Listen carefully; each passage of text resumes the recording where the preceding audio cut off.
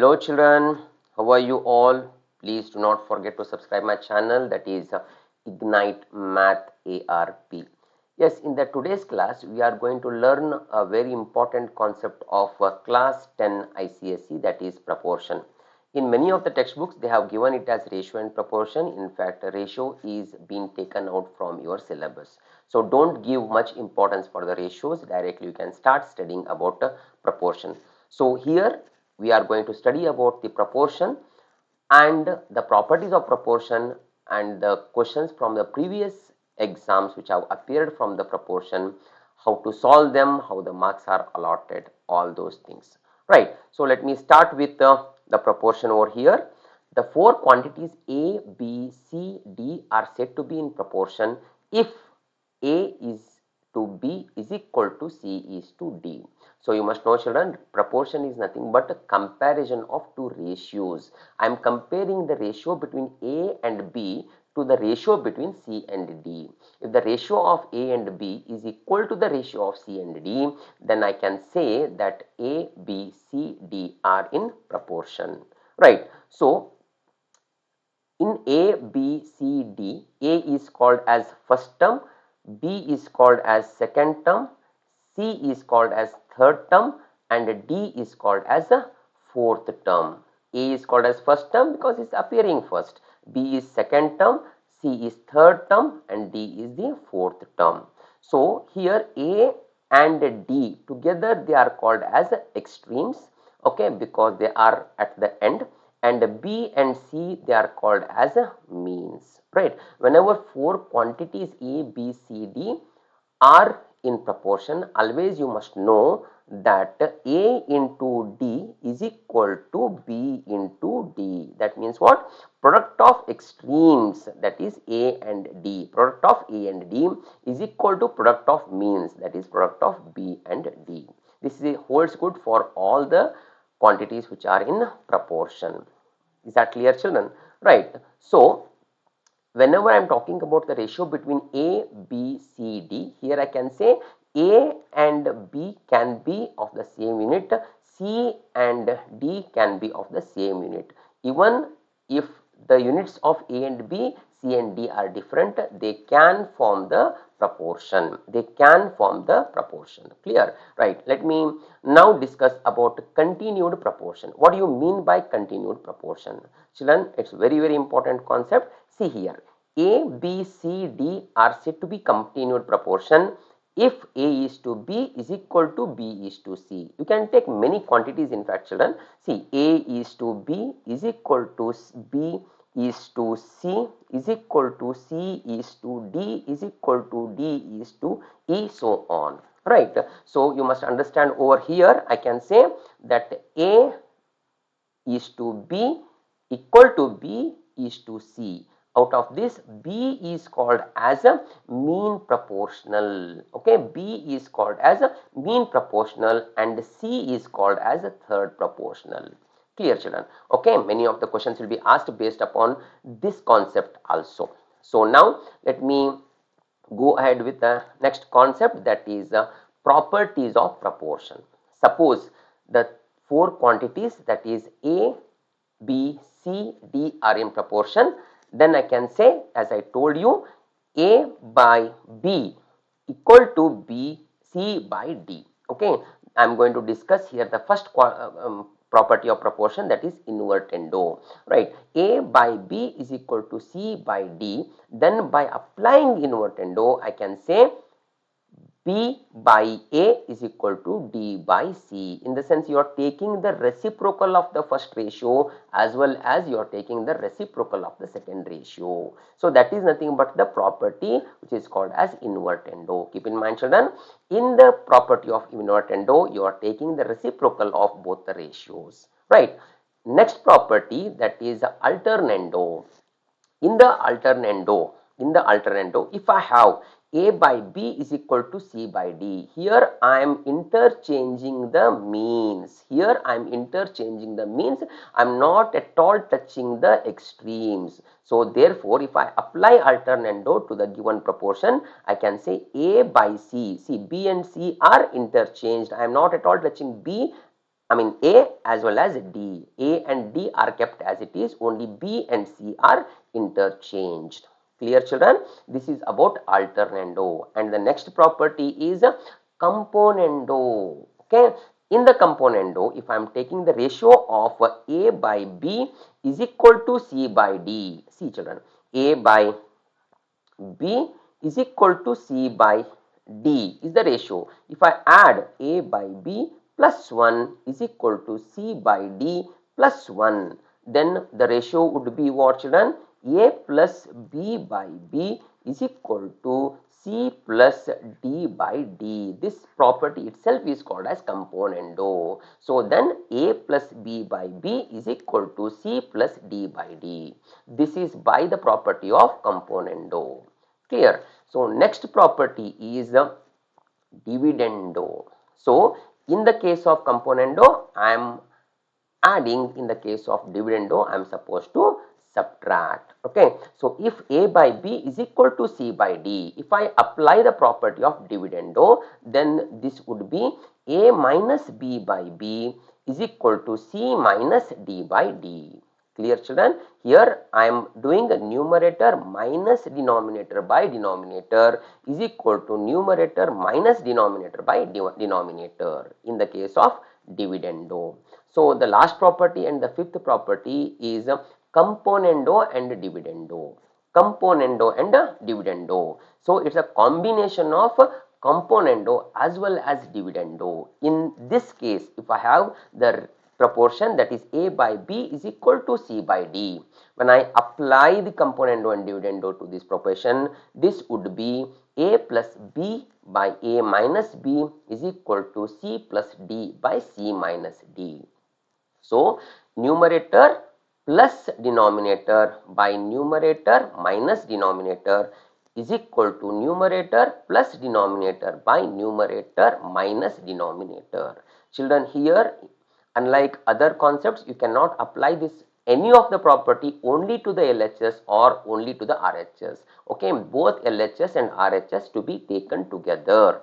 Keep that in mind, children. Right, LHS and RHS taken together to apply any of the properties of proportion.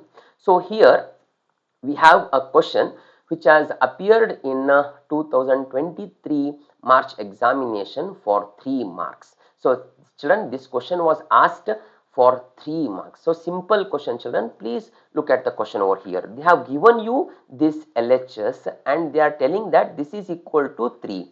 You are asked to find out the value of x. See, solve for x. What do you mean by solve for x? You need to find out the value of x, but it is very compulsory for you to apply the property of componendo and dividendo in your solution. Suppose if you don't apply the property of componendo and dividendo, I don't give you full mark. In the sense that council board won't give you full mark. Clear children? Right. So now let me solve this question. Right. So here only 3 is there, means what children? I can write this one as 3 by 1. No denominator means what? It is 3 by 1. So in the beginning only I will apply the property of componendo and dividendo. You should write this one. Okay. By applying the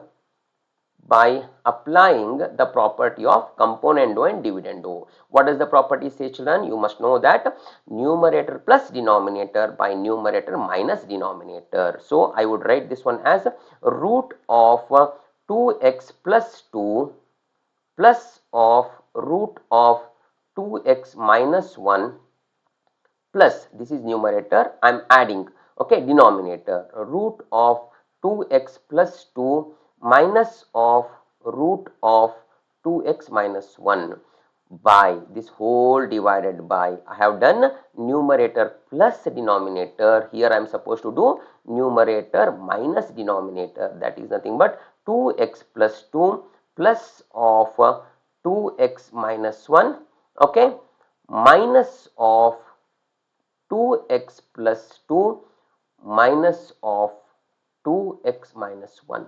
Right. As I told you, the properties of proportion to be applied both to the LHS and RHS. So here 3 plus 1 by 3 minus 1, because denominator is 1 over here. So when I remove the bracket in the numerator, it is supposed to be, look at the board children, look at the screen very carefully, 2x plus 2 plus of square root of 2x minus 1 plus of square root of 2x plus 2 minus of square root of 2x minus 1, right. So by, pay attention, by, here I'll keep the first term as it is, that is 2x plus 2 plus of square root of 2x minus 1 minus of square root of 2x plus 2. See, because plus into minus is minus, here minus into minus, this becomes plus,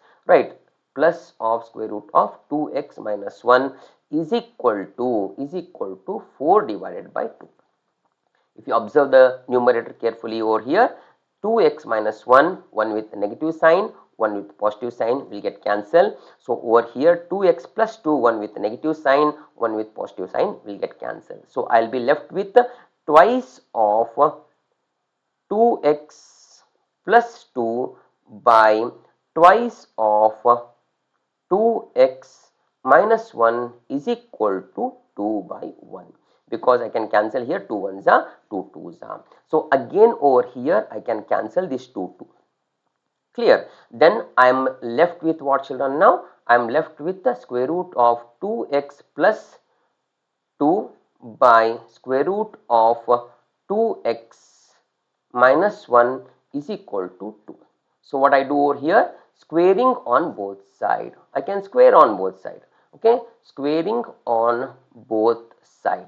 When I square on both side, square and square root will get cancelled. So I'll be left with 2x plus 2 by 2x minus 1 is equal to 4 by 1, because 2 square is 4. So now my task is to find out the value of x. So I'll cross multiply this. 2x plus 2 is equal to 4 into 2x minus 1. So 2x plus 2 is equal to 8x minus 4. 8x minus 4. So I'll bring all the x on side. So it becomes 8x minus 2x is equal to 4 plus 2. So 6 is equal to 6x, that implies x is equal to 1. X is equal to 1.